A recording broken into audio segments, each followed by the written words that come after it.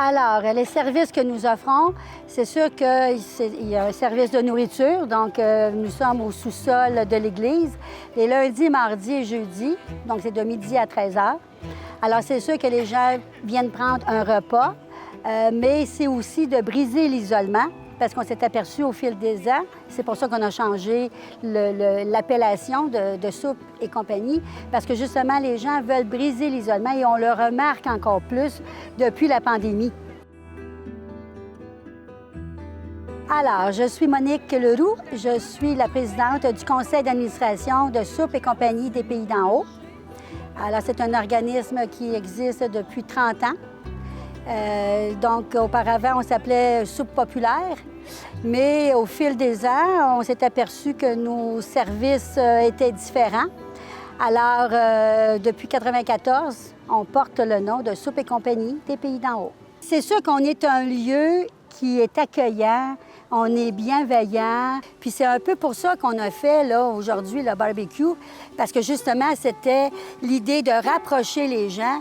Parce que souvent, les gens ne nous connaissent pas parce qu'ils se disent « Ah, OK, c'est pour les personnes qui sont dans le besoin », mais alors que c'est pas ça du tout, là. Moi, je voudrais tellement que Soupe et compagnie soit reconnu, parce que oui, on nous connaît, mais est-ce qu'on nous reconnaît vraiment à notre juste valeur?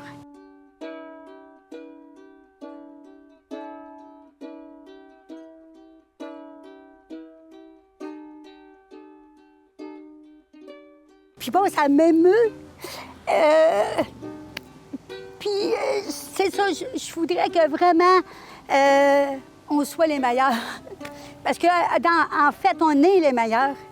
Tu sais, là, ça, aujourd'hui, le barbecue, là, on avait prévu, bon, 100 billets. On se disait, écoute, si on en a 60, 70, ça va être beau, là.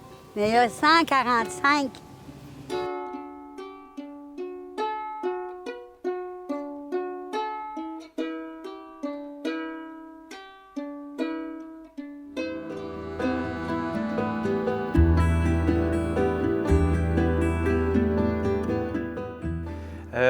Je suis Bruno Léger.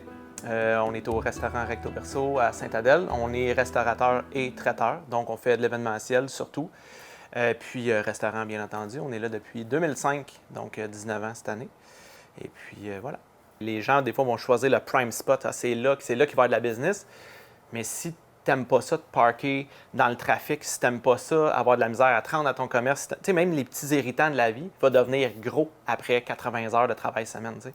Fait que choisis-toi un lieu que tu te sens bien, que tu respires bien, que tu vas trouver ça bon. Puis quand tu tombes entrepreneur, bien, il faut que tu t'attendes que ton commerce va être un peu le centre de ta vie.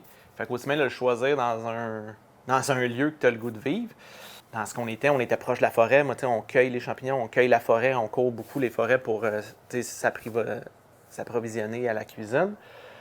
J'aime être dehors, moi je suis toujours dehors, vélo et compagnie. Fait que je me dis, c'était comme parfait, puis avec le temps, bien, ça s'est soldé pour être une bonne réponse. Comme nos parents disaient, comme les grands-parents disaient, travaille dans ce que tu aimes, fais-le le mieux que tu peux, puis la vie va te le redonner. Encore, moi j'accompagne mon staff, je travaille à tous les jours, je suis pas juste un patron qui circule dans mon restaurant puis qui colle les trucs. Je suis vraiment, j'opère la cuisine à tous les jours.